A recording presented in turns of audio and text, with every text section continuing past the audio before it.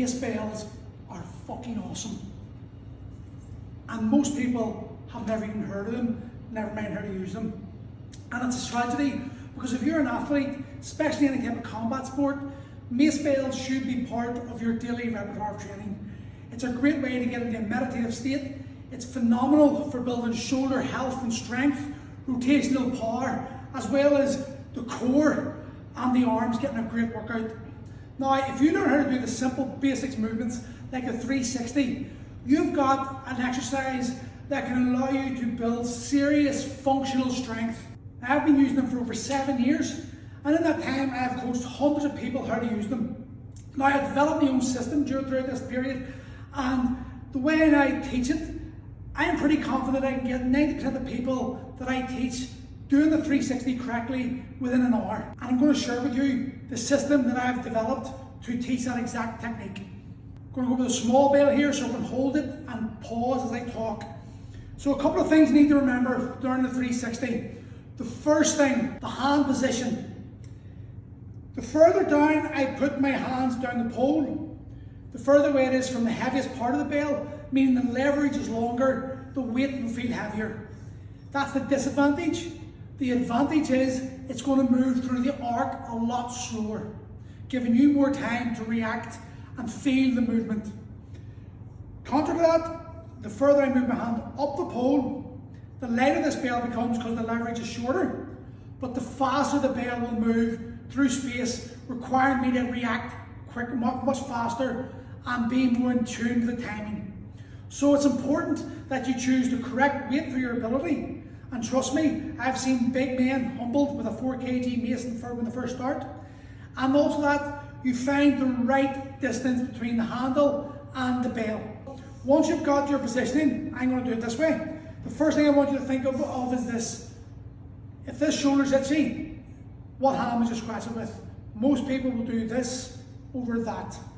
So this hand here, that whatever hand's on top, right now it's my right hand, that hand is going to determine what side I throw a bell to. So if I'm going to go with my right hand on top, I'm going to put it over my left shoulder. Now, a lot of people think it's sort of like this big hammer they used in the medieval wars, but there's more technique to it. And once you understand the technique and you get in tune with the timing, you can move massive amounts of weight quite comfortably. The first thing you're going to do, you're going to turn your body and you're going to let the handle of the bell rest on your shoulder. Not inside the shoulder, just slightly outside. So if you may find the front delt where the mid delt meets, round about there, you're going to let the bell fall like this, and you're going to meet it with your shoulder, and it should nestle into it. There shouldn't be impact. It should feel like the good kettlebells. It should feel like a good kettlebell snatch the way the bell rotates onto the wrist. That's the sort of idea we're looking for. Here, and you'll notice my arms, the elbows are very pronounced and flared, like I'm doing a stance. That's purposeful. I'm going to lift the bell from my belly button up, and I'm going to let it rest on my shoulder. And then this frame I've made with my arms, the first thing I'm going to do, so my right arm is going to brush my non-existing hair backwards, and the bell is going to travel down to my back, and I'm going to make sure my hands disappear behind my head. So right now, the bell is 6 o'clock, and you can see where my hands are. From this position, I'm going to keep rotating to the other side, and I'm going to then brush my non-existent hair forward with my left arm, and let my shoulder become the leverage point to pull the bell back into position, and I'm going to stand square on with the bell head at 12 o'clock.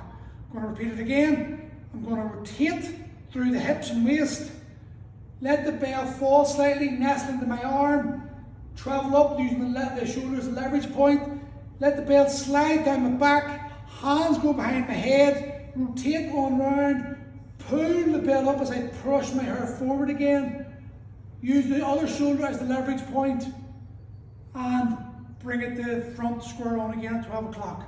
Now, some people will make the mistake of thinking, okay, it's a 4 kg bell, and I'll put my hand at the bottom, and they'll get to here and they'll be like, because the leverage is too hard for their arms and their bodies to understand what they're asking to do. This is the case of shorten the handle, meeting, right down the back of the head. Now the leverage is shorter. The bell head is closer to my shoulder leverage point, making it a lot lighter, and I can bring to this point. This is what I'm talking about, is finding that sweet spot, but we're always wanting to get their hands down to the base of the bell. So we start with the bell handle at the belly button's point. We rotate, let it fall down, hands disappear, continue the movement on, slide up over the shoulder, square on. Slide it down, disappear, rotate on around, leverage point, and then what we're going to do, we're going to start letting it miss the shoulder, but we're going to find that timing. And the important part of timing for Macebells is the 12 o'clock position and the 6 o'clock position. They're going to be the indicator points to let you know when to rotate. You'll notice as the bell is launched, I'm turning into it. And it's hit 6 o'clock, I'm turning away from it. As it hits 12 o'clock, I turn into it. 6 o'clock, I turn away. And I'm allowing the body to shift from side to side to counteract the weight. And relaxing it. I am not trying to outmuscle this bell. I am feeling the bell. And I'm letting the bell guide me. If you imagine the waltz, the male always leads, the female follows. Well, in the Macebell world, the mace is male and we're female, regardless of their sex.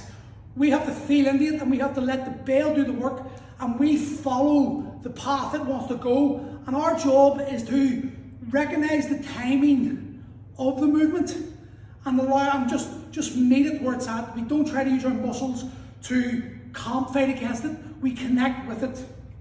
Now, obviously, the heavier you go, the more shifting of weight we need, and the sharper the timing must be.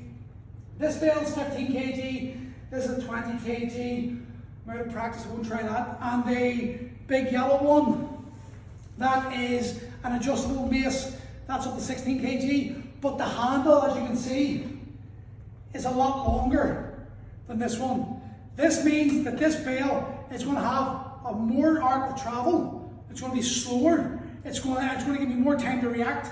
But the more I fill this and go up to 16 kg, this is 15. This filled at its max will feel a lot heavier than this one. So you've got to be aware of the length of the handle and understand what leverage means.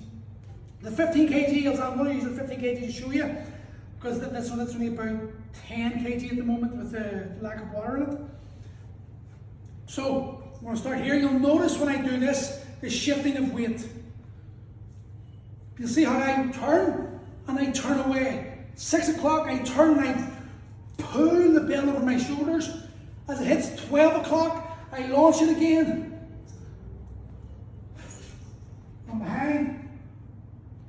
I don't just shimmy side to side, I rotate into it as well.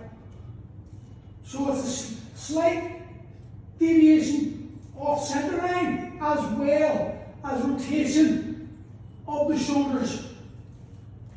And the timing is 12 o'clock and 6 o'clock. Now obviously I'm not expecting you to get this straight away, there's going to be no one coaching you. But if you follow these principles I've just given you, I can promise you, you will find the Macebell a great addition to your exercise protocols. Give it a go.